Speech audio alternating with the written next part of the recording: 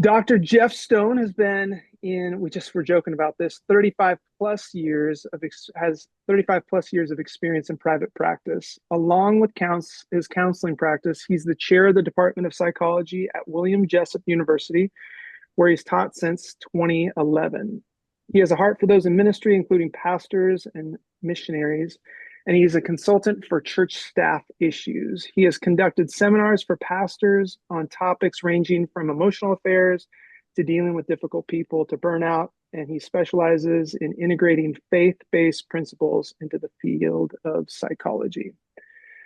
So I got to know Jeff 5-6 years ago through my wife and I, we were struggling, and I was struggling with ministry, kind of wanting to quit, not enjoying Sundays, hating Sundays, looking forward to Sundays being over.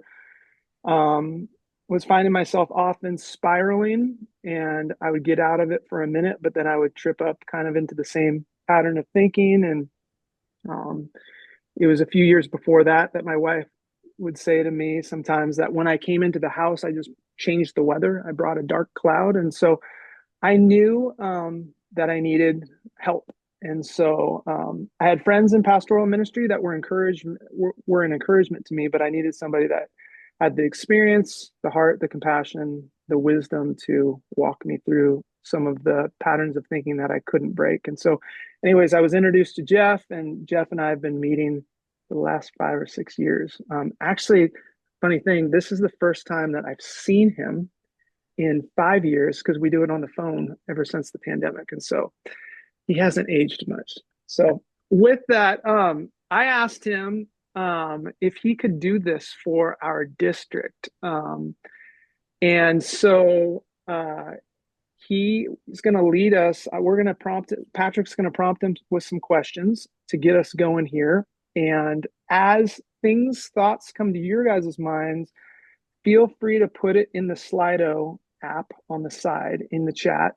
And if you like one of the questions that somebody has asked, just thumbs it up and it will go to the top. And then I'll start feeding those questions to Jeff as well. And we'll see where this takes us. And so as Patrick, Jeff, and I were planning and prepping this session, we thought it would be best if it was just more of a dialogue form rather than him teaching through some content. And so anyways, with that, let's get started. And Patrick, you want to ask the first question? Well, yeah. Before I hit the first question, Jeff, how about a little bit about you? You know, who is Yeah. Dr. Jeff Stone? Yeah. Yeah. Yeah, for you guys, my dad was a pastor, so I grew up in a pastor's home, conservative Bible church. He's a Dallas Seminary guy. I was a Dallas Seminary baby.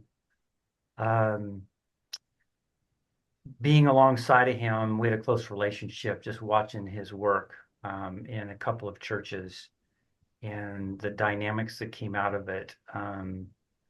The pushes and the pulls and the struggles and the emotional side of things. I was just in it a lot with him. Mm-hmm. And my dad he was a very gentle man, but he was not a good communicator. I used to laugh and say he wouldn't know if a feeling if it hit him in the head. You know, couldn't talk about it. It was all principle-based discussions, drove my mom nuts. I ended up being kind of the communicator, it seemed to like between them to interpret to my mom what my dad was trying to say in his very principled way and loving way, but it's really inadequate at that human level of talking about some of the things that were going on inside of him. So I think in some ways she was probably starving out. My background would be conservative, you guys. That's and speaking to a group like this, I know the denominational bent and that sort of thing, but you just I just am very conservative in my beliefs. Now, having said that, I mean, if we talked about the basics of the Bible and inerrancy and things like that, you'd find me pretty much right down the line. So it's kind of odd to have a psychologist that's the most liberal type of career or direction we have in America right now. And yet I'm very conservative in my beliefs. So I love that place. I love the integration of our faith.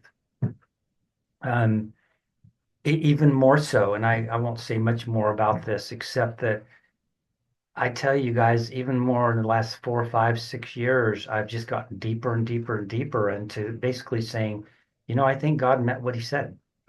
Sounds kind of weird to say that, but I think he meant it. And I think it's pretty much right there. I sound more like a theologian, I think, these days than I do a psychologist.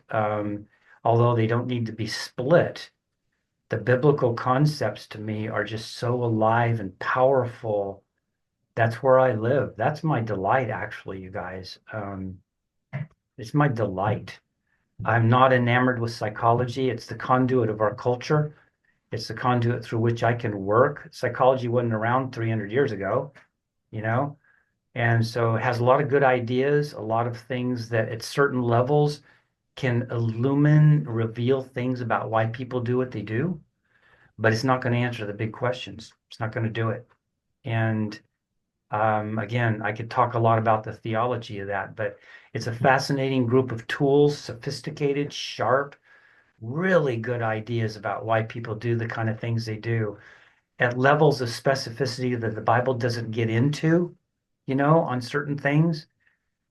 But having said that, the backdrop of these phenomenal truths that we operate under, I'm just still in awe, just in awe of what we've got in our Christianity. So I love this. This is like, I love sitting down and talking about this kind of stuff. And, but I want you guys to know the deeper you would get in whatever questions, you're not going to find me veering away from solid biblical concepts. We'll have some interesting discussions about interpretation of things and how it looks. That is often where people, that's the rocks people crash on a lot of times in our denominations. But no, and I'm in the Bible every day. It's my delight. I'm driving the people at Starbucks nuts. And when I love my Starbucks until people come in that know me, and it's like, okay, I got to move to another one because they're, I don't want to talk. I'm in the Bible here, and I don't want to get into this. So that's a little revelation of me compartmentalizing that time with God. So simple. That's kind of it for the moment. So yeah. Good stuff. Well, Jeff, we titled this workshop, this seminar, Mental Health in the Church. And we've been joking that this first question is really going to be kind of taking us all in different directions. So what really is mental health? What do we mean by that? Yeah, it's a tricky one, you guys. Anytime you see the public jump on board and start to highlight something, you're in trouble. Um, mental health in its simplest form, I'll try to just give you some descriptors. It's processes that disable us from the direction we're needing to go in or wanting to go.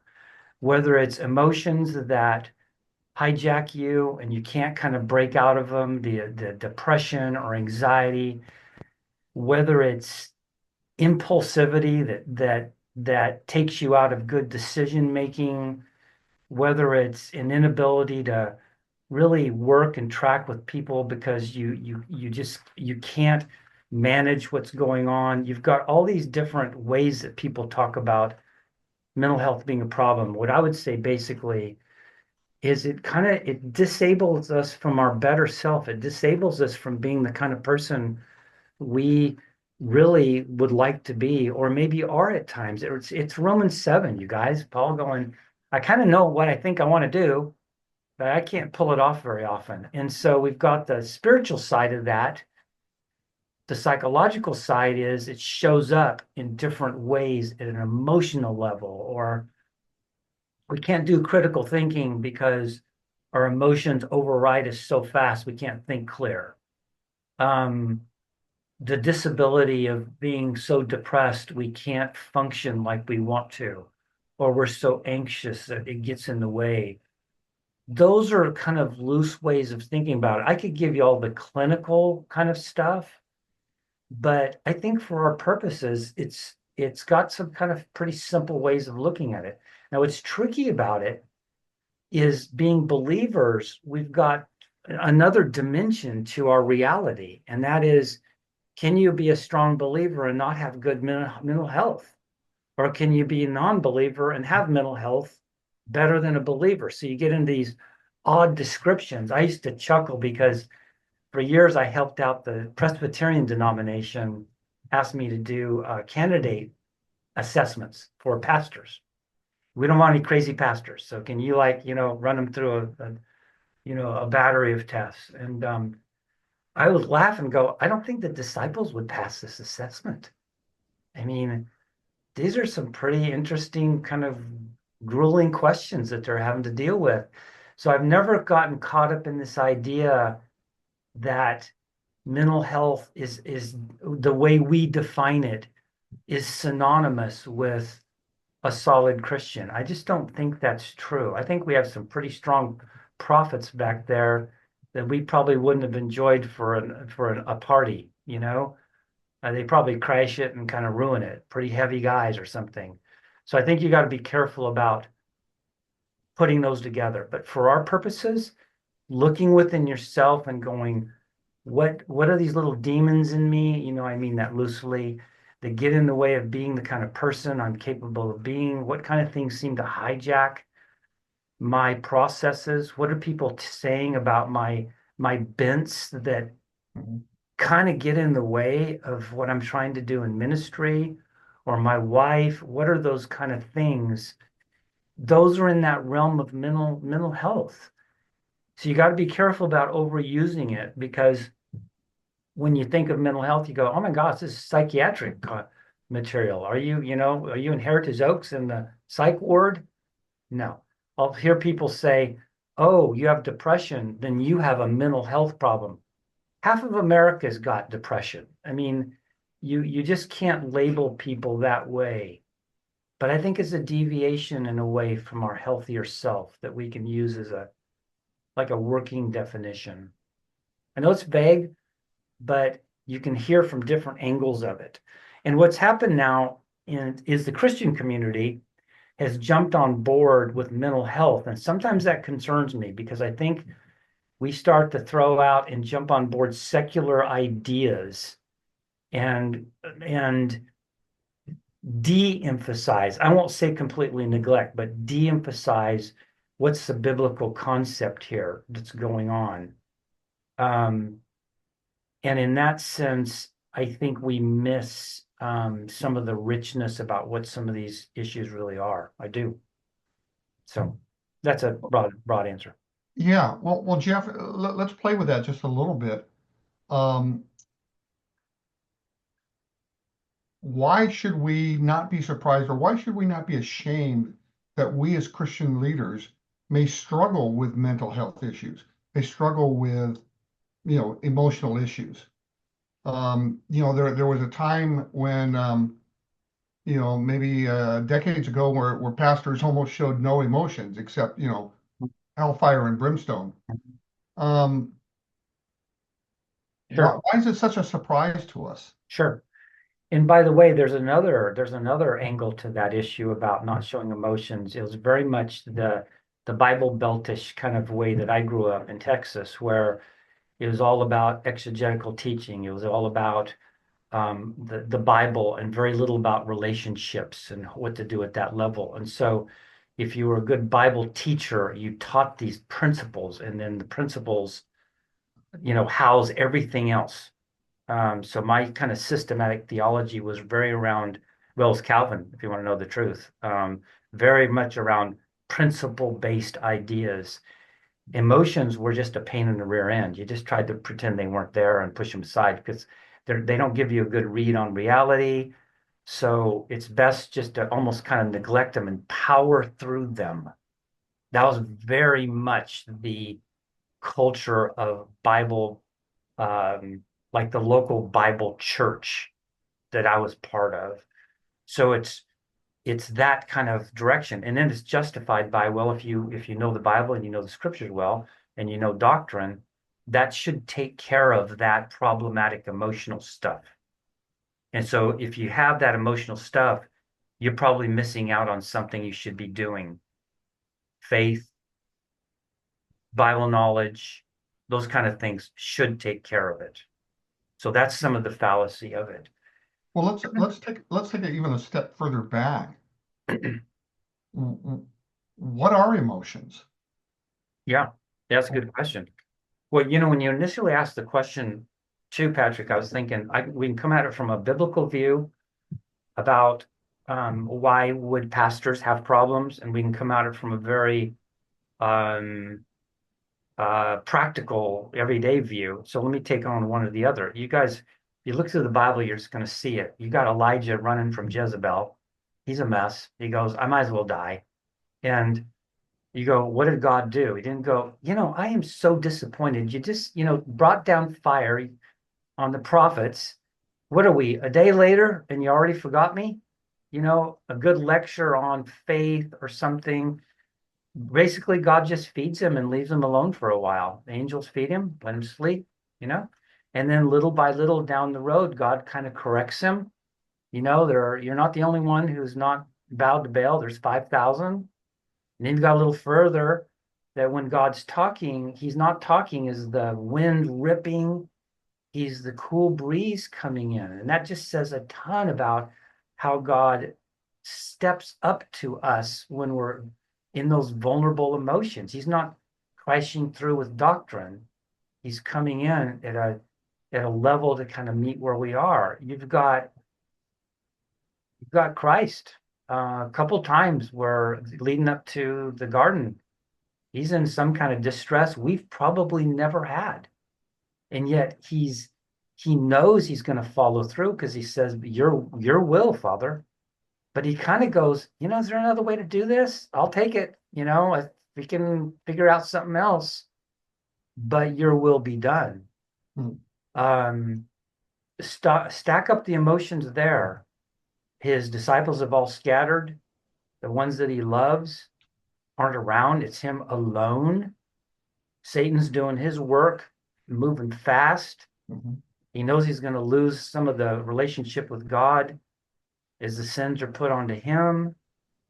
You've got enormous emotion. And if you look at the scriptures, been through John lately, you can see him leading up to the garden days earlier where he's starting to make some statements about what's coming. So it isn't like just in a moment. He is aware of the shame he's going to hit. That's emotion. You could say, well, my gosh, Jesus, he lost his faith. He knows he's going to be resurrected. Why would he do that? You've also got Lazarus.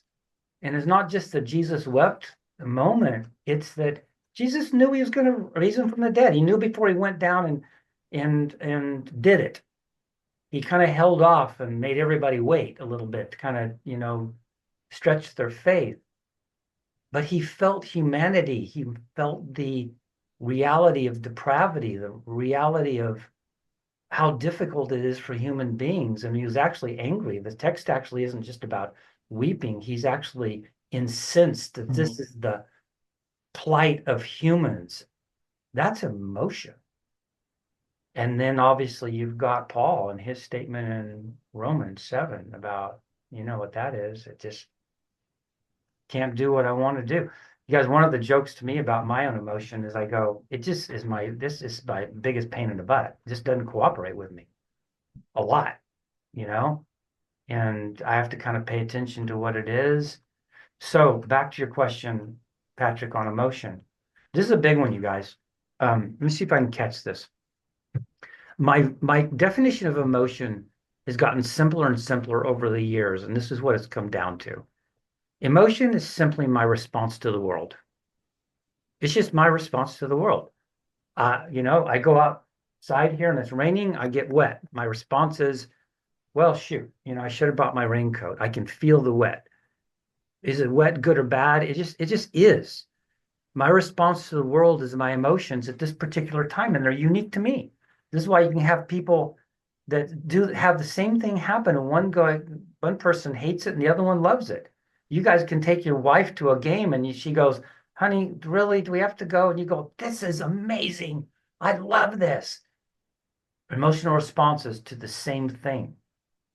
And so we have learned through this kind of logical thinking of our Christianity that the emotions are really not to be dealt with. They're to be suppressed, pushed down, and you'll be better off.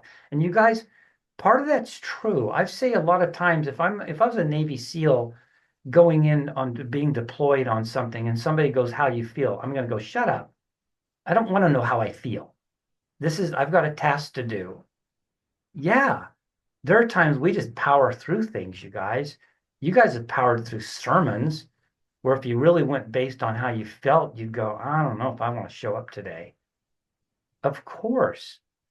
But noting what's going on in my response to the world, frankly, my wife has this kind of, she's a therapist, has this funny saying, and she goes, you never really leave junior high. She works with kids a lot. And there are these emotional responses I'll have. I'll go, I swear that's eighth grade. I feel like I'm in some kind of weird competition. What the heck is that? It is what it is. It's a facet of me that's still showing up, responding to the world, not like I would like it to be, not in the cool, calm, collected person I want to be, but it is. And so when you start paying attention in an appropriate way, going, this depression is saying something. It's that light on your dashboard of your car. It's saying something. I need to kind of take a look at it instead of just trying to push it away and power through it. This anxiety I'm having on a regular basis, what is it saying underneath that's driving it? It's not that complicated, actually. Yeah. So why is it that a lot of times Christian leaders, pastors, kind of sublimate that? They push it away. Well, it's got a biblical foundation for that. When the Bible says, as a man thinketh in his heart, so is he. It doesn't say as a man feeleth, because we'd be a mess if it was as a man feeleth in his heart. It's like, oh shoot, I'm in trouble. My cognitions, my volition, my belief system, my foundation for what I think about what's going on, that's the foundation of my faith. My experience of those concepts as I show up in life have emotional imprints on me as I'm living them out. It's much easier for me to be up in a sequestered little place like a monk and talk about all these lofty ideals of dealing with people. And then I come back down and here they are.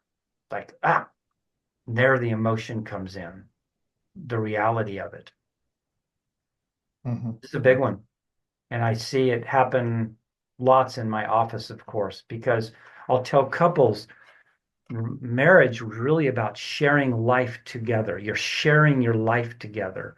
And the difference between an itinerary and you really knowing how I'm experiencing it. I could give you an itinerary today and say, I saw some people today. I had this meeting with you guys from, 11 to 1:30 or whatever.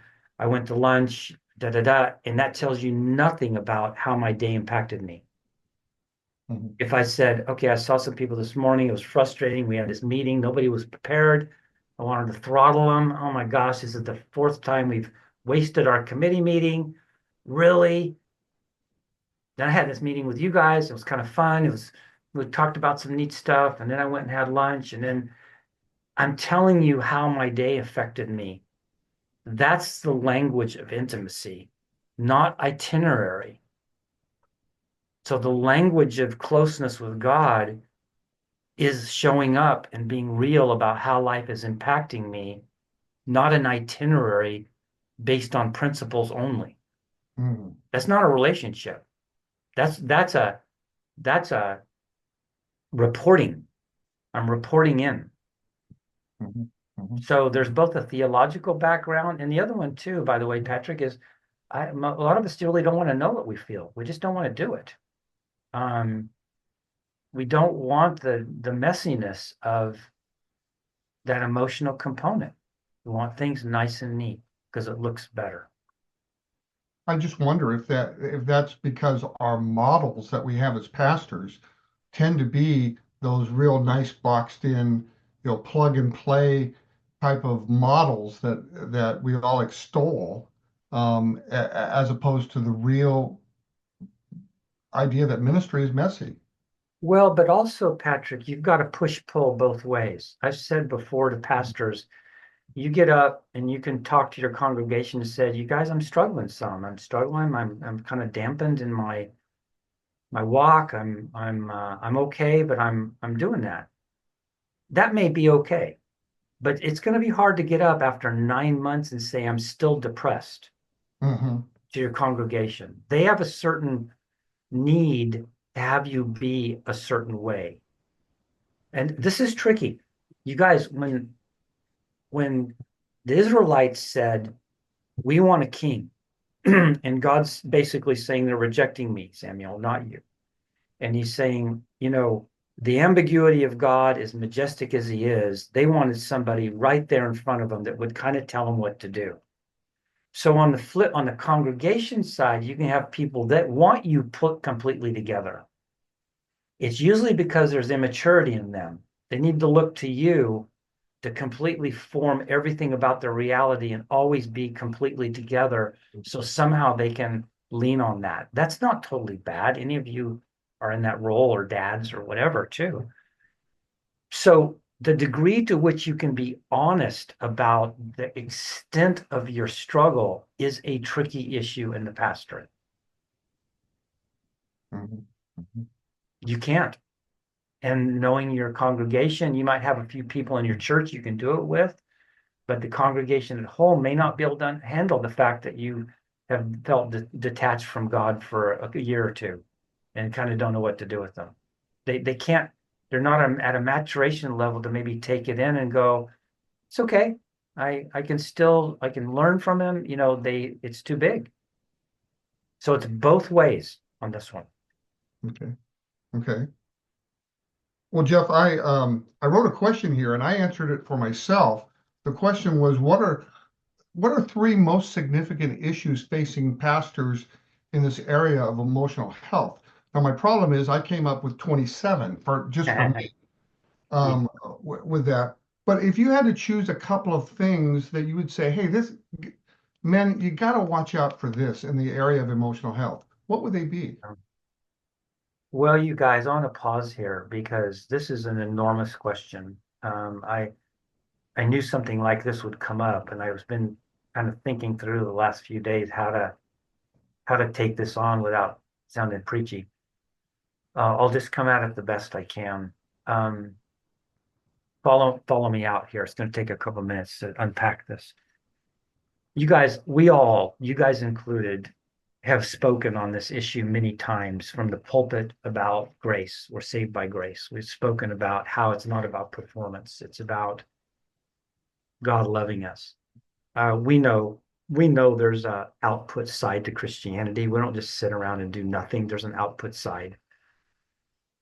We live in a culture that is so saturated with performance. I don't think we even know how to get out of it to get back to the basics about who God is to us. I don't think we can even see it. It's like we're swimming in it. Um, the notion, and I'll say some things that might bug you guys a bit. I telling Patrick and um, Matt earlier, I go, I'll try not to offend anybody by some broad, big comments or something, and but there are a couple comments I just kind of have to say, and that is, I've I've said to pastors and people in leadership, God doesn't need you. He doesn't need you, but he really wants you. But he really doesn't need you. The message of the Bible over and over is God's sovereignty, that he's ahead of us, he knows what he's doing. We get to be part of his story, but we're not essential. And when that reverses to where it becomes anything approximating, well, God, you're fortunate to have me, something's really starting to go south fast because we're owning everything about the ministry, about the people that become believers, about those who don't. And granted, there's a side to this where competence and doing well is part of it.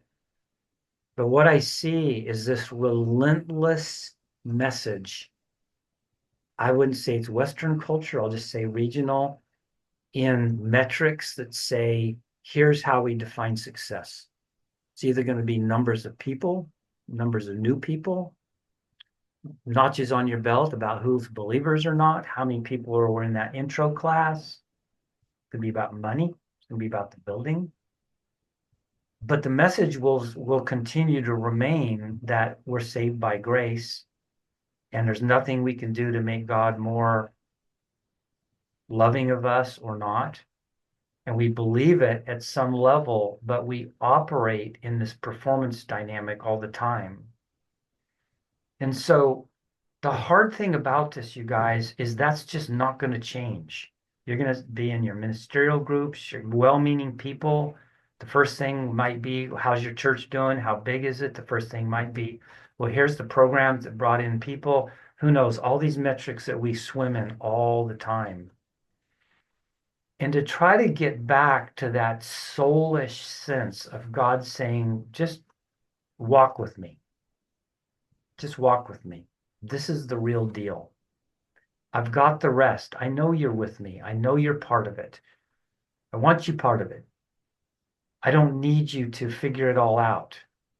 The emotion of that kind of safety, the freedom in that kind of safety, just will blow our minds when we catch it.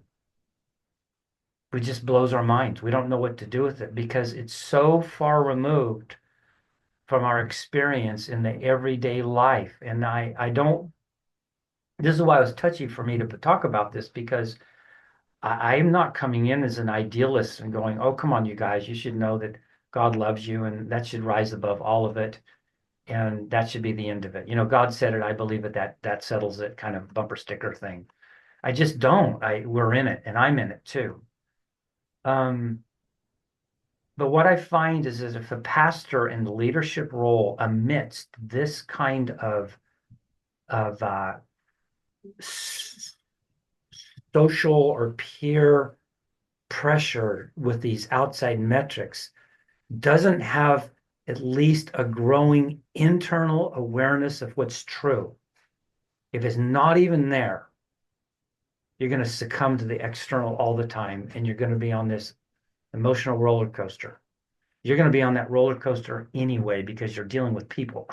People are a pain in the rear end if you haven't figured that out. It's what it is.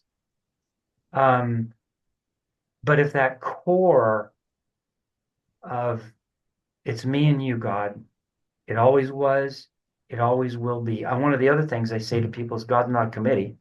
So he literally is not going to ask anybody in your sphere what they think of you, ever.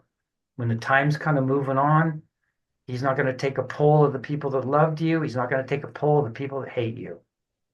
It just doesn't matter because he's the supreme one that knows you. So I find myself frequently in my own life saying, and I've been through some really tough stuff, you guys in the community, of saying, Lord, who do you say I am?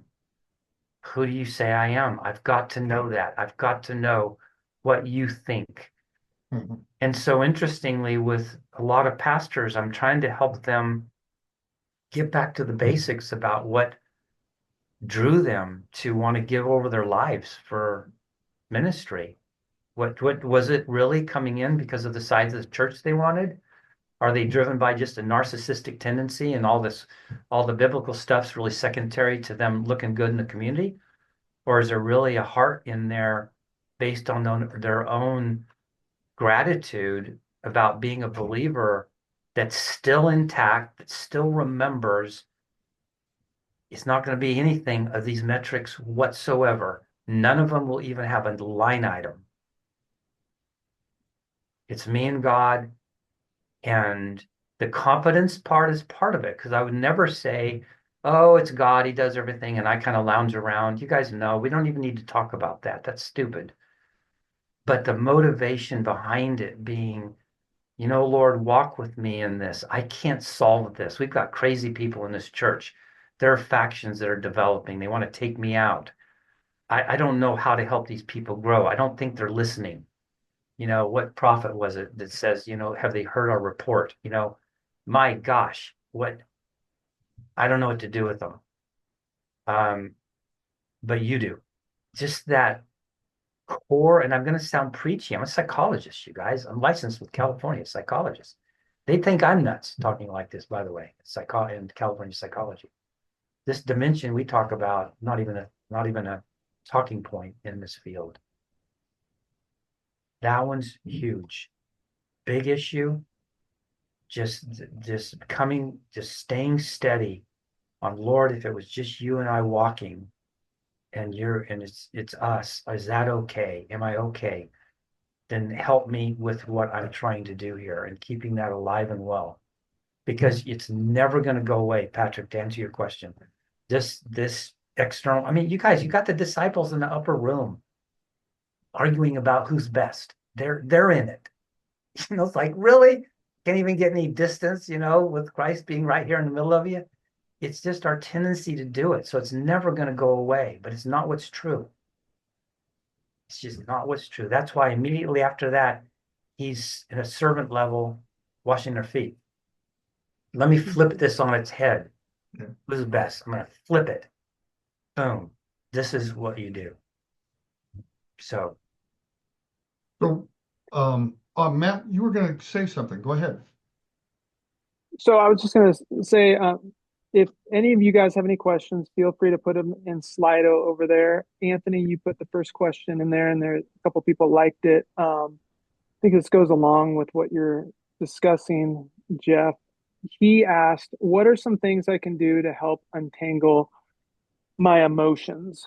Anthony and I were talking a couple weeks ago. He's actually reading a book on this subject. But like as you go to God and you're having that conversation with God, and it's just you and God, and sometimes it's like maybe you come angry, maybe you come confused, maybe you come with no words because you can't even put together what you're experiencing. Like, how do you, number one, like recognize your emotions? How do you begin to untangle those emotions? Because they're not one dimensional often. no.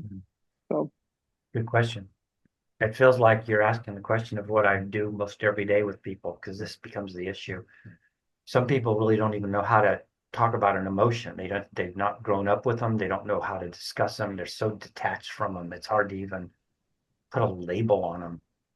Sometimes we don't want to know certain emotions because they're inconvenient or they're not the way we like to see ourselves. Yeah. And so we just don't want to deal with them. So we've kind of pushed them down. But to answer the question directly, it's helping people get a general feel of, is it in the kind of the negative? Is it in the positive direction? What is it? Is it around depression kind of things? Is there a dampening of emotion? Is that what it is? Dampening?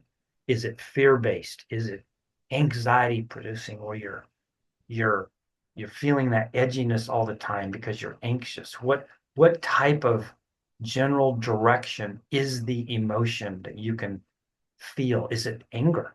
Do you just feel like it's just right there all the time? I'm angry. Because that begins a process of kind of uncovering underneath what's driving that. It's not coming from nowhere. It doesn't just blip out of nowhere. What's driving anger? Why should I be angry? We've got this and this and this going. So it defies logic oftentimes. But to really get down underneath and go, what am I really angry about? And here's the next critical part, Matt, I think. If you need to apologize to God for looking like an idiot, apologize to him. Lord, I'm a mess. I'm going to say some really bad things. They're not going to sound faith-based. They're not going to sound like I'm remembering who you are. I just have to lay it out. I'm so ticked off at this congregation. I can't see straight. I'm so mad. I don't even know if I like them. But I can only tell you that. I'm not going to tell the pulpit. I'm probably not going to talk to my board about it. Maybe a couple people, but I've got to be honest. And I don't know what it is. It could be me. Probably is me. Maybe I lost sight. I don't know what the interpretation of that is yet. But I'm troubled. Something's going on in me and it's creating a lot of energy in that direction. And then I think that we're back in the New Testament with the Spirit, you guys, where I'm saying, Lord, please help me see this. I need your Spirit to be part of me to help to reveal what's going on behind this emotion. I want to know because it's having its way with me. And I don't want it to, but I'm not sure what's driving it either. So you're laying out It could really be bona fide issues. Some of the people, they're not growing, they're just not doing anything. It could be what is in me and expectations that are unreasonable that I need to look at that are part of why I'm angry. But beginning to just have the freedom to lay it out in the presence of God without having to censor it like we all have to do all the time for the public, we do. It's like, I don't want to censor it. I don't want to get lost and I don't want to muck around forever either. That's why I want to get it out. Becomes the process. And sometimes we need somebody to help us do it. We can't just do it ourselves. We can't see it, can't make sense of the themes. I had a pastor call up to come in a few weeks, and he said, I don't know, I have these emotional reactions to things and I don't even know what they are. I've got some background stuff. I can think about family things, but there's these. And I said, well, before you come in, think about what these themes of emotion that are erupting are. And you kind of tie them to anything. Are there any particular triggers or prompts? And then we'll sit down, we'll start looking at the themes. Sometimes what happens, Matt, is that it's the same theme repeated. We think it's a bunch of different situations, but it's the same theme. I think some of us have more tendencies toward anger, some more fear, sometimes more melancholy, kind of a depression. And it's kind of the theme that's part of our unique struggle. And we can sometimes go back and figure out where it comes from and why it keeps showing up. And that begins the process of understanding. So we're not surprised by our own emotions so much. And now we can start taking some measures to deal with what's coming up emotionally, but we can't. It's like we're shooting in the dark. Remember, keep this simple. Emotions are just my response to what's going on. They're sometimes super immature. Sometimes they're like really mature. Like, I can feel a steadiness about my response to somebody. I can love them and go, you know what? I can still love this person, even though they're a pain in the butt. And I can feel that kind of steady, mature feeling of an emotion. Some of them's petty, stupid, competition, petty fears, catastrophizing. Yeah, if so, pushing into this a little bit more, I'm thinking like we have this kind of false understanding of maturity. Like I was raised, not raised, but in college, seminary, it was kind of like if you know the right principles, you were saying this earlier, I'll be okay. Like I won't have lights on my dashboard. Like I'll be stable. And then, getting into kind of the Piper world, like I need to have joy. Like I'm commanded to have joy at all times. And some of the prophets and some of the psalmists, when they talk about, why are you cast down, oh my soul, those are more outlined situations. And that's immaturity or that's a rough patch. Kind of that framework you and I have worked through a bit, but like how I think sometimes what I'll do is I'll have one of these emotions, and rather than dealing with the emotion, I'll feel bad that I had the emotion. I'll feel bad that I'm feeling bad. Then I'll feel shame that I'm feeling bad. Then I'll put like a quality on it, like Right, I'm a bad pastor, I'm a bad leader, right, and down I'll go. right. Why is that some of our I assume that's not just unique to me, but why is that some of our tendencies? Is that a lopsided uh, view of Christianity? Is that wrong? Is it right? Yeah. Yeah, I mean, Matt, all of that. I mean, I think Satan loves that one. He just takes us and just spins us out to where we're just crawling in shame. The damage there becomes I'm broken in a negative way, not broken in the sense of our depravity notion and theology, but I'm broken beyond other people too. I'm not a good Christian. I'm not mature. And that actually becomes more of the lasting emotion than whatever it was in the first place, the emotion around being inadequate. That's a horrible feeling, a dampening of spirit, dampening of vitality. And it's not even what the original issue was. I find myself thinking more of, well, Lord, here we go. Here it is. Here's that emotion again. It's kind of showing up. Okay, what do we do? Let me pay attention to it. the shaming that comes after it is actually more damaging than whatever the original emotion was in the first place. Mm-hmm. And that's the part of you that then goes, I shouldn't be in ministry. I'm no better than my, that was Elijah. Remember, he says, I'm no better than my forefathers. He says that right to God. So it's that deep shame spiral that says, I have no right to be doing this. I'm too much of a mess. I'm the blind leading the blind, you know. Yeah, Matt, that's rampant, that belief system. And again, it starts with this notion of principle, a principle-oriented way of growth, which is solid, but then not realizing that in the real showing up of life, it is packed full of emotion. Packed. Um, you guys, you guys have had this. You go off on vacation and you go, gosh, it's just nice to get away. And let's say you can drift away. You've got your wife or husband or whatever, and you're away from the church, and you start driving back into Sacramento, and you can feel something happening inside. Start to kind of ramp up, and you go, what is that? I mean, you're starting to live in the real life you have again. You could put it off when you're on vacation, maybe, but now it's coming back. So all those principles that you're quietly reading in your, devotional while you're over at the beach are still real. Now you're coming up against Larry, who hates you or is trying to take you out, and the emotion is there. And what makes it really hard is Larry actually has a good point, maybe on certain things. So you get all tripped up with, oh my gosh, where'd that head knowledge? What happened to it? That's how it shows up. That's the message of the disciples with Christ. He has these great moments with them, and then there they are asking these goofy questions again. He goes, didn't we talk about this, last year? And you're asking the same question again, because that's the nature. When we actually show up with the real issue, we're responding to life with the emotion, and God knows it. Now that becomes our sanctification process. Sanctification is not head knowledge.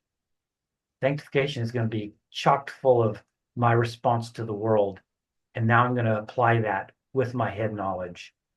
And hopefully each little part I can get more and more steady with it. Hopefully. But I'll tell you something though, Matt. Some things we'll die with. We're kind of this way. There are going to be certain kinds of emotions, certain kind of unique struggles that are deeply embedded in us that they're not going to be the seminar ending. And we wrote off, I was once this way, but now I'm not. And now I'm riding off in the sunset with me and God because I got it. That's not real. That's just not real. I'm still in it. And that's Paul. That's Paul. Romans 7. My gosh, he's writing Romans, you guys. And look what he's talking about. Brilliant man. Brilliant. And he's caught up with the emotion. It's okay. It's where we are. So what I'm hearing you say is that we wind up feeling an emotion, and for some of us, we get really surprised by it because I've never noticed an emotion before. For others of us, we see that recurring theme of anger or fear or melancholy, and the initial reaction is what I'm hearing you say is shame. Mm-hmm. We're shamed by that. Mm-hmm. But what I'm sensing is that the more we take that and press it into God and help, say, hey, you and I deal with this, or I may take some help from outside, prompting me to continue to take it to God.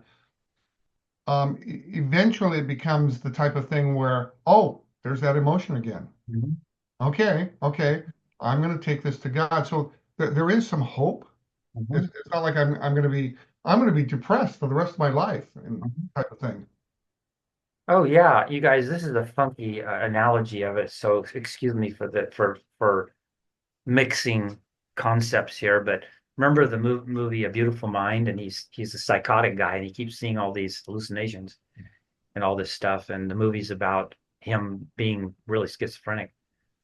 And toward the last of the movie, he's trying to get rid of these hallucinations. He's and he can't. Toward the last of the movie, he's still got hallucinations, but he's normalized them. It's like, there it is. And part of his growth is there it is, but it's not going to control me now. But I know what it is, and I can kind of wrap my mind around that. It's similar. It's a funky example. We're not psychotic, but the point is that with God, it's like, Lord, here we go. Here's my depravity showing up. Here's that 13-year-old kid showing up again, with some kind of weird, I don't know, competitive something or whatever it is, or insecurity. Yeah, I don't know if I'm ever going to shake this. But Lord, it's you and me. What do you think about this?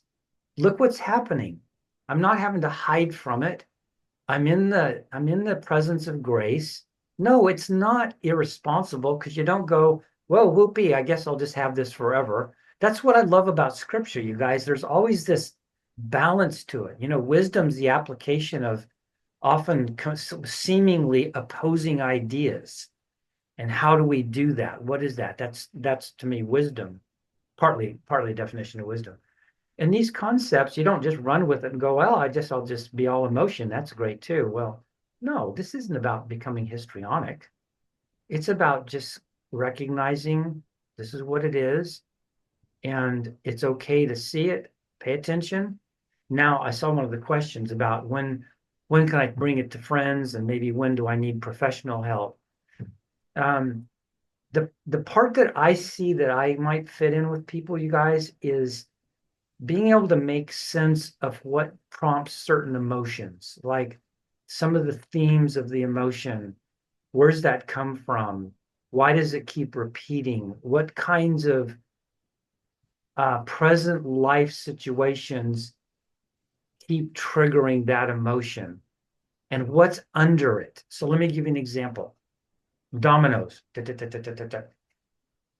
So, you hit the one domino and the dominoes go down, and then eventually the last one goes down. Okay, so if in your mind at some deep level is ultimate shame and catastrophe in ministry, you know what? I'm a poser. They're going to figure me out. They're going to go, we knew you never knew what you were talking about. Finally, we're going to oust you. So deep down is this old theme of they're going to figure me out. That doesn't have to be reality at all. This can be some old stuff from family where nobody felt you were going to make anything of yourself. And at some level, it kind of got rooted in there. And it's part of a voice that says, yeah, this is who you are. So now you stack on theology, your beliefs about God, grace, his sovereignty, but you've still got some powerful messages, maybe repeated 1,000,000 times in growing up. But you've got this counter belief you've got. And so this message is coming through and trying to help understand, how does that message show up in your life?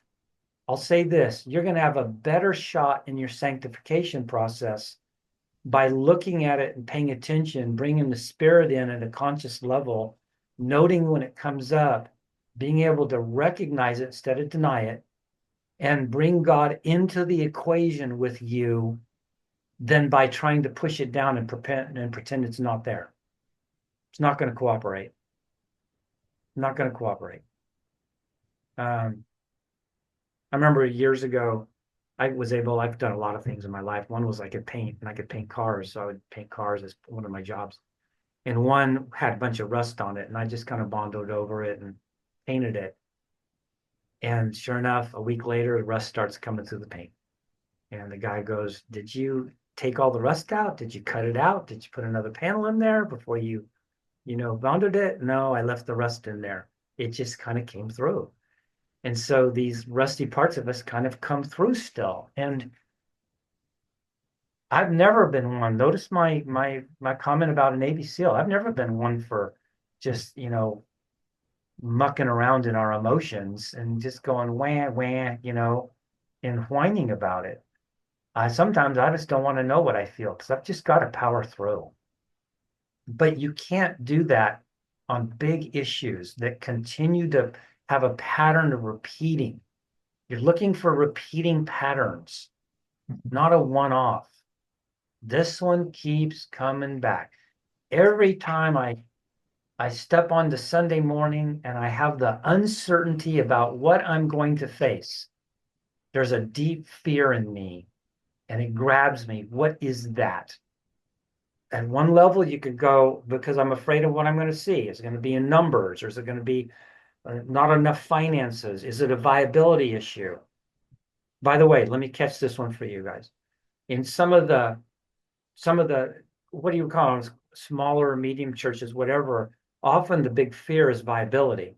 Yes. In the churches where you have developed some kind of a following or you're charismatic in that or whatever, the fear is you're only as good as your last performance. So you're never okay there either. And so the fears emanate from different kind of directions, but they can be just as powerful. And you start to look underneath, you go, what is driving this? Down underneath, is there some old theme of a belief that just keeps coming through? And it's showing up this way in my adult world around something that's got high stakes, which is my role as a pastor. Huge. Absolutely huge. I definitely have a reactivity when challenged, like to a dual kind of thing that's pretty darn powerful. And it's eighth grade. I'll just have to tell you, it's just eighth grade. My wife will go, honey, chill out, please, please chill out. She'd made some comment about somebody was mad at her. And she goes, what if they show up at the house? And I go, I'll kill them. She goes, honey, I go, I'll kill them. I don't know. They don't get to do that. She goes, this isn't eighth grade, honey. I need you to, help me out, stabilize a little bit. Okay. So you've got Peter whacking off like an ear. You've got that impulsivity of him. Who knows about Peter's background, what part that was in his sanctification process? A lot of emotion there. And yet he's the rock. Mm-hmm. Mm-hmm. Wow. I would not have thought of Peter as the rock. I would thought he's a wobbler. Wow, the rock? What? So Yeah. Jeff, so I was taught with the brief biblical counseling class or classes that I took in seminary to think very simply, short term, linearly about issues. So it's like you have a bad behavior or emotion, and then what's the hard issue? Is there idolatry in there? And then repent, believe. And then it's fixed in a moment or a few weeks. And so every time that I've experienced a bad emotion, bad behavior, I'm like, what's the hard issue? And then sometimes I get real generic. I'm like, it's pride, it's pride. Let's repent, believe. And then I find myself that gospel principle is either not working or I'm not truly repenting or I'm not changing. So therefore I'm broken and I'm stuck in this cycle. And it's like, is it misapplying biblical principles? Is it simplifying sin issues too much?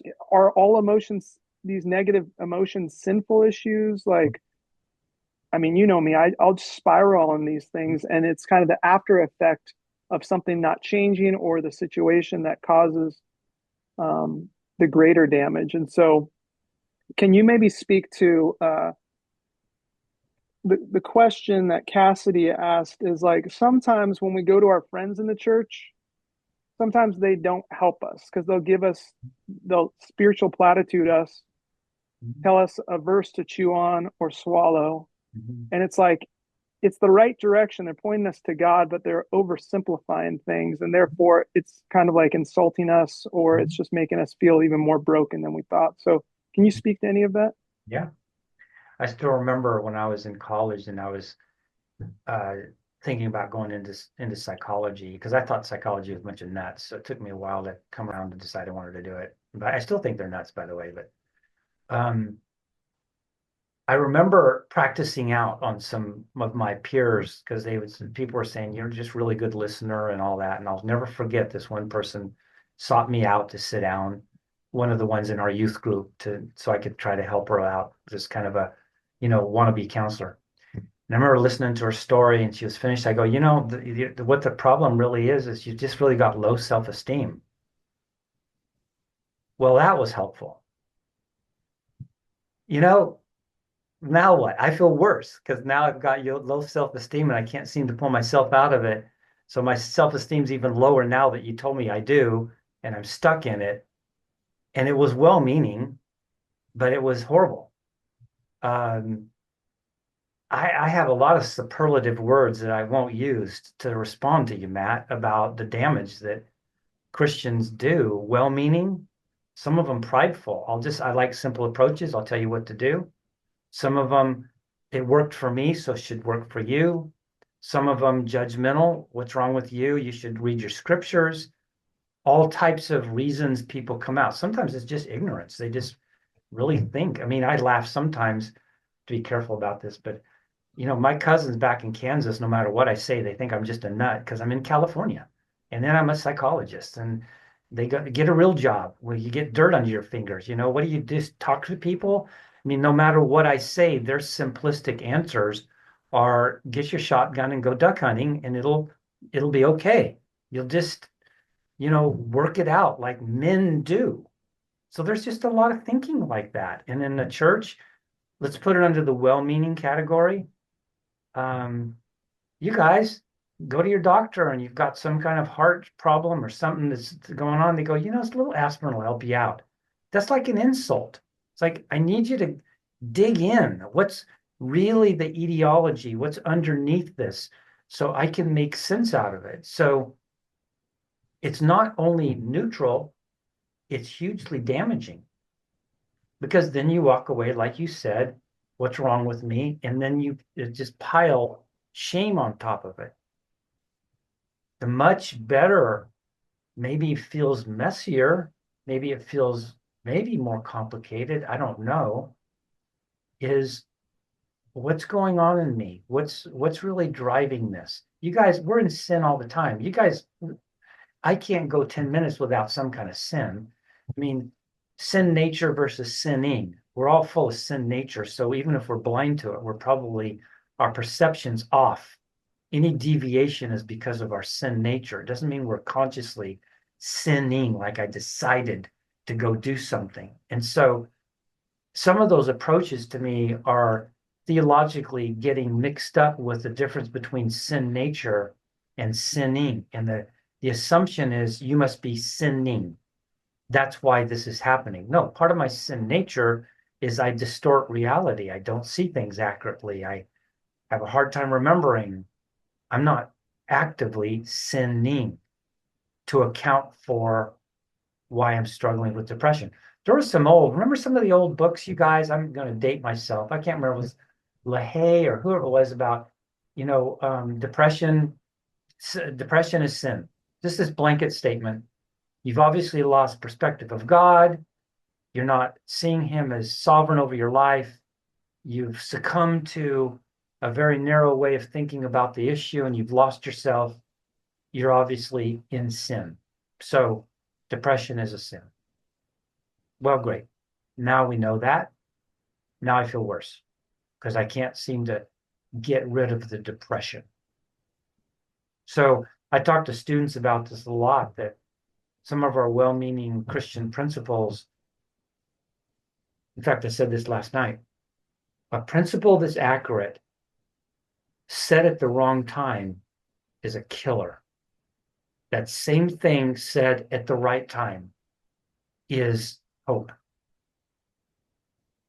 You talk to somebody who's just had a major loss, and in the first round, you're going, I think you've kind of lost perspective of God on your life. Your grief is an indication that your emotions are really all about what you lost, and you've forgotten that God's sovereign over the death of this person. Are you kidding? Maybe down the road, as they've come to terms with what happened and they're able to kind of think it through and go, I think God was in this. You can talk now about it. Timing. Principle with the wrong timing is absolutely horrible. In fact, I'll use a very strong word, okay, you guys, and bear with me a minute. Actually has a satanic side to it because Satan knows the Bible just like we do. Probably has it memorized like we do. We know the demons do. And why could he not quote it out of context to bury us?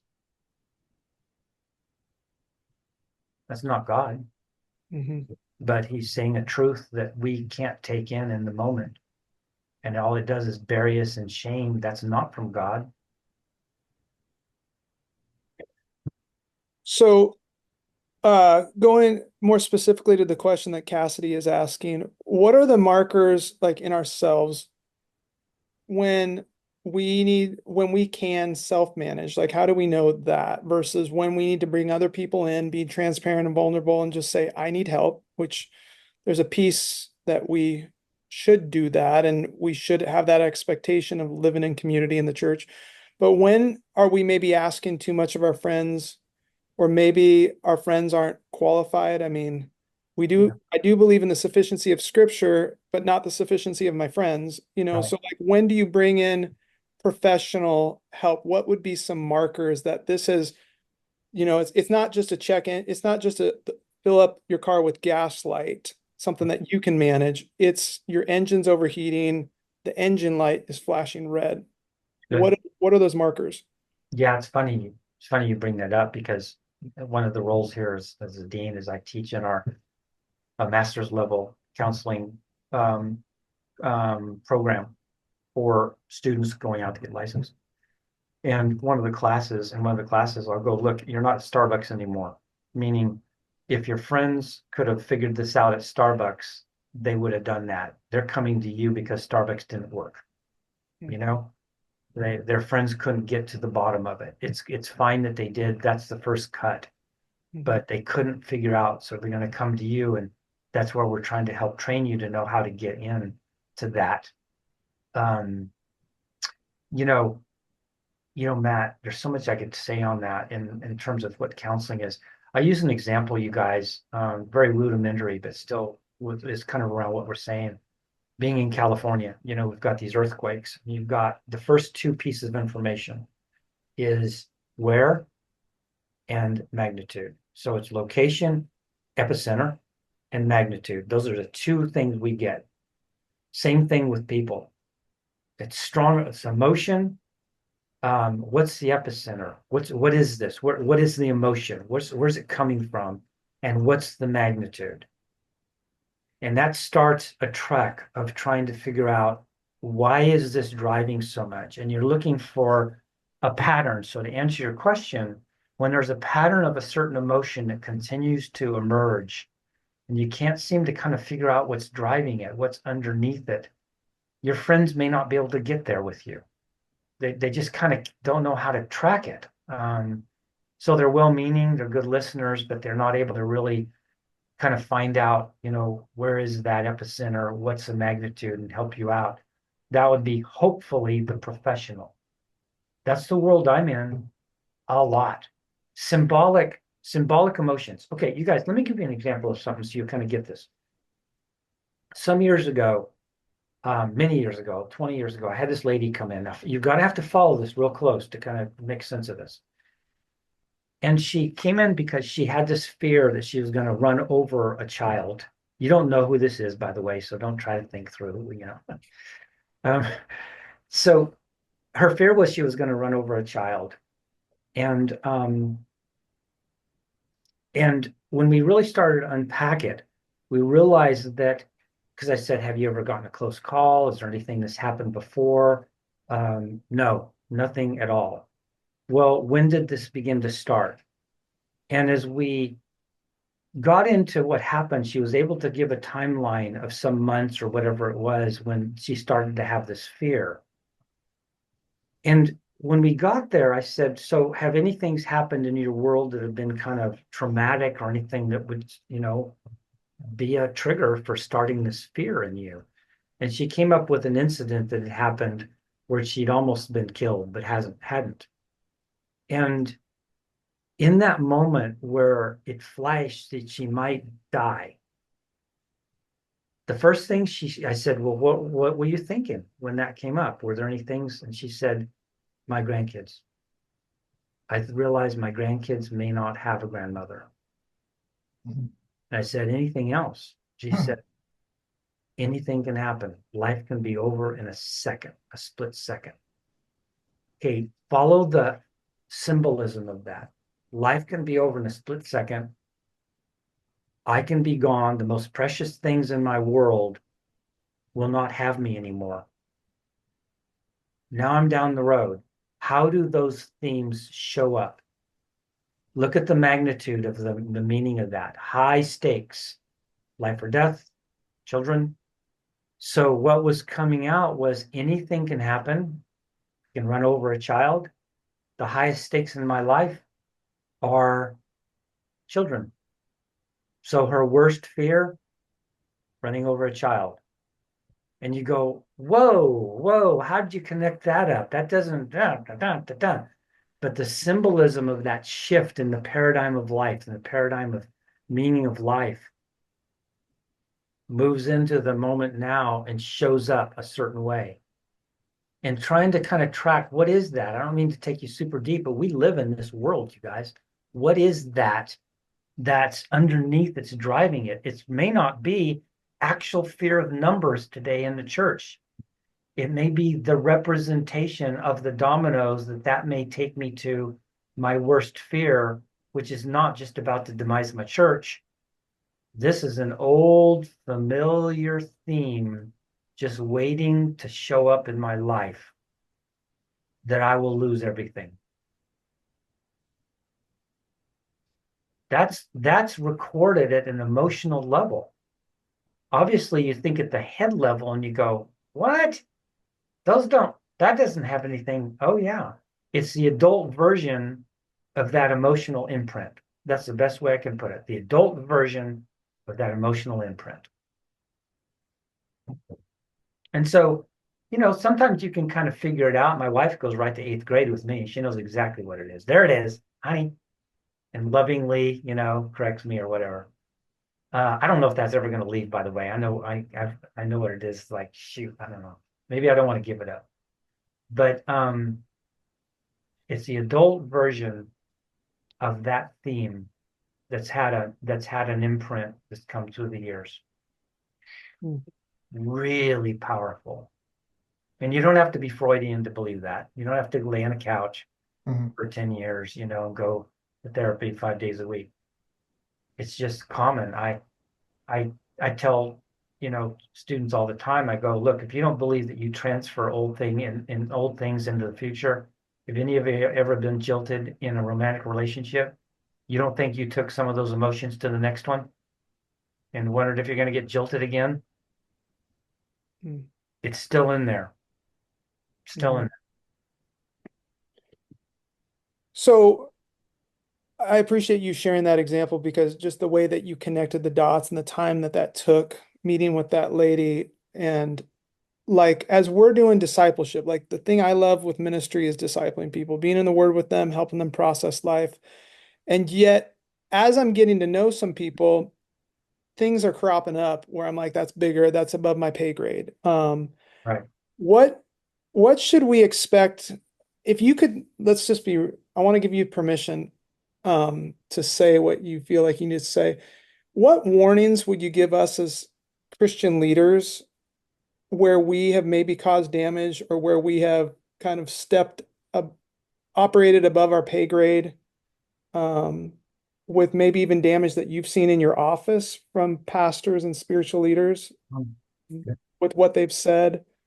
So what cautions would you give us? What principles maybe would you even encourage us to follow as we meet people that have either gone through trauma historically or just lost a loved one and we're in the hospital with them or whatever? Oh yeah, man, that's a good question because the first thing that jumps out to me is don't be declarative. Don't pronounce, just like a prophet. Don't pronounce the problem. Well, here's what's going on, or here's the scripture. Be gracious. I think a lot of times about when I'm working with people, that there's a direction, but there's a 5-lane freeway to get to it. There's not one road that I'm going to push him down.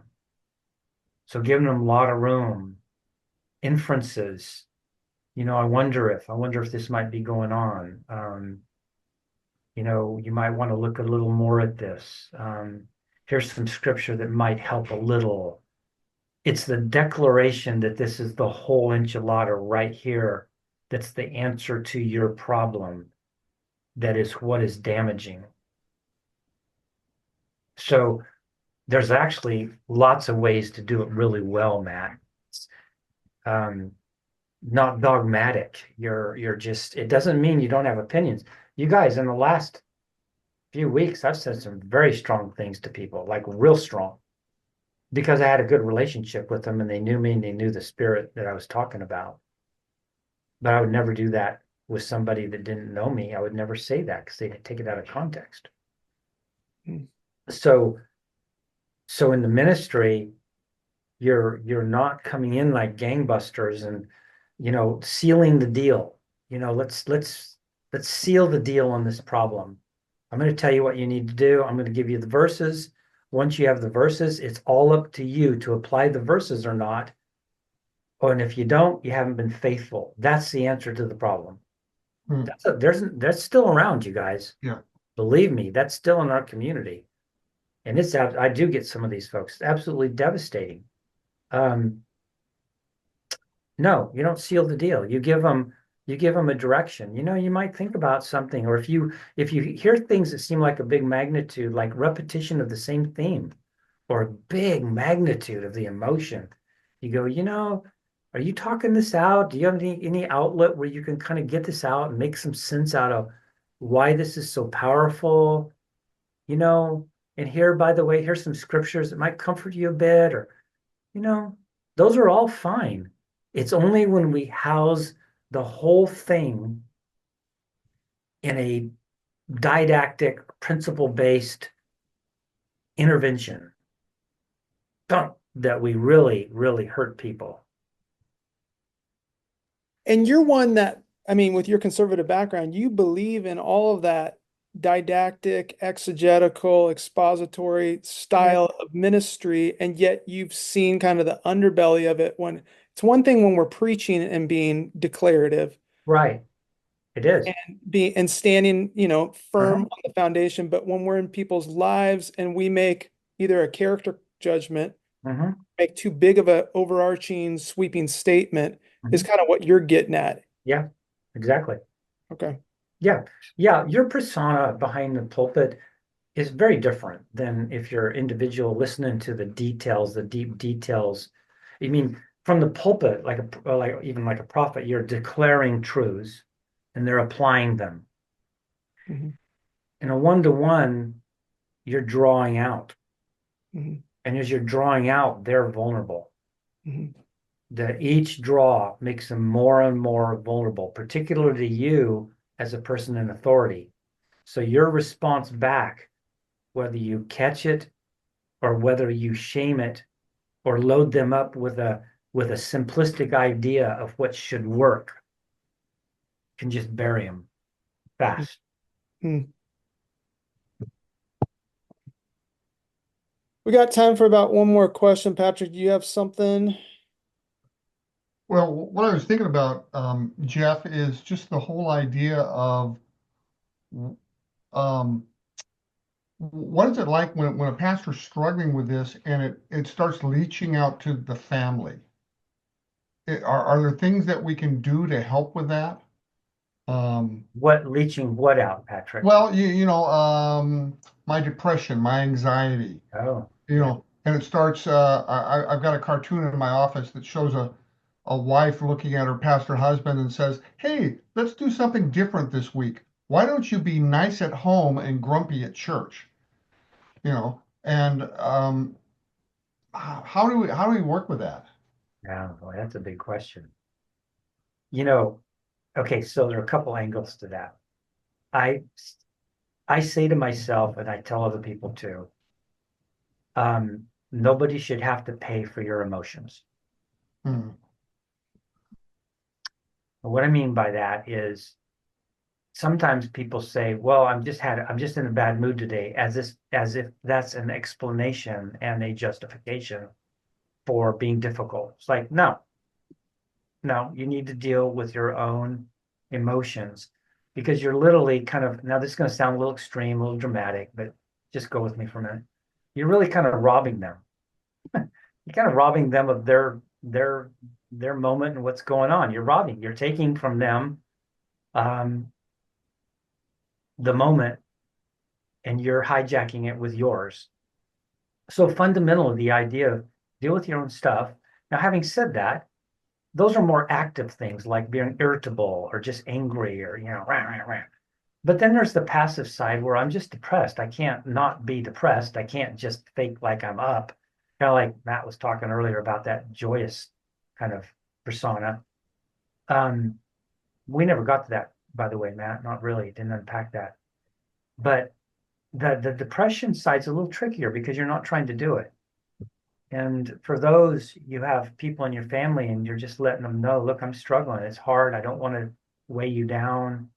Don't want to hold you back. That doesn't fix it though, Patrick. Right. When you're close to people, they parallel your process pretty deeply. And there's no way to get away from that, especially in a marriage. So in that sense, maybe I do have couples come in sometimes with that exactly, where the one spouse is going, I don't know what to do with my husband. I love him, or wife. I don't know what to do. I love him, but I can't fix it and I can't seem to help. Are there any things we can do at the marriage level while this person's in the struggle that they're in? Very legitimate question. The other part of your question, which you didn't say or unpack, would be, if you just have a family that doesn't want to hear it, or they're hostile, or it's like, oh, come on, get over it. That's there too. Well, they're not going to be safe. You're not going to want to be around them because now they're just beating you up for the state that you're in, and that's going to be really damaging. Yeah. And sometimes you do that. It's like that little joke. There's one gift that only you can give me, your absence. Sometimes you kind of have to do that boundary because you're just like swimming, you're under a load, barely making it, and now they're on top of you and you're going under. You have to kind of protect in a way with the boundary. Mm-hmm. Mm-hmm. Mm-hmm. Good. The last question, I'm going to kind of go off of what Greg Arthur put here with prayer. So, Jeff, over the years, as we've met, you've often said, kind of as my homework, you need to go to God. You need to have a conversation with Him. And that helped me kind of unpack some of the hesitations I had with going to God about some of the things or talking honestly or whatever. What would you say is the goal in prayer? I mean, we think of prayer as like praying a list or thanking God, but as we get to like the real interaction, not itinerary to use your terms, but the interaction relationship, and you're coming to God not neutral, but with burdens and emotions, what's your goal in that? What is there an outcome that you should expect? I mean, we sometimes just say intimacy. Right. We all have different definitions of that. Right. Maybe let's just make this personal. What is your goal in prayer as you Right. bring your crap, your stuff to Him? Right. Tremendous question, Matt, because I think all of us could sit here and talk about the bullet points of prayer. Where sometimes we're pleading, asking for help, asking for an intervention. Those, we know all those kind of things. Yeah. But I think when we really, maybe I would parallel it somewhat. It's not exact like with a close spouse, where you go, what's your goal of sitting down and talking today, on the back patio? Oh, my goal. You would probably go, I don't know if I have a goal. I just love her and we're just going to talk and share life. That's my goal. I don't know if I have a sub goal. Maybe there's an agenda here. I want her to like me better or something, but basically it's just sharing life. I think that's when you're in the action. It's like, Lord, I already know you know how to act. You already know my thoughts.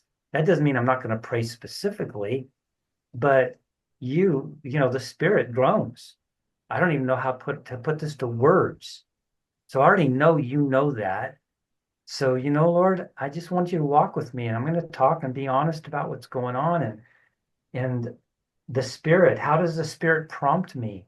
Does the Spirit prompting me to say, okay, so let's do some action. Let's do something about it now. Let's move on. Is the Spirit just quietly going, I'm with you, I got it. Back to our theme here. If I'm coming to God saying, Lord, I'm a mess and my emotions are all over, I don't like it, but I cannot get out of this emotional state I'm in. And you feel the Spirit kind of going, I know, it's okay. We're good. We're good. Think about that versus what's wrong with me? He's mad at me. He's disappointed in me. Oh my gosh, the fact of him actually walking along, getting it, feeling it with us, being part of it. But he's also majestic and sovereign, and nested in all that are prayers. I think God answers prayers a lot of times that we didn't ask for because we just were talking about our story. And he's automatically going forward. There's a lot to say in that, Matt. I think it's the sharing life together with God is the sweet spot. The rest we do anyway. We have specific kind of things, those we do, but just the sharing and knowing and believing he's right there tracking with us. Love it. Huge. Well, Jeff, thank you for your time today. Appreciate it. You've helped me a lot, and I know that you have a heart for pastors, and you know the world that we live in, and we appreciate your wisdom and just how biblically based you are, and not only biblically based, but how you are walking with Jesus. You obviously approach Scripture not only principally, but also with intimacy, like you're in a relationship with this God of the Bible. You don't just know about him. So thank you for modeling that for us today.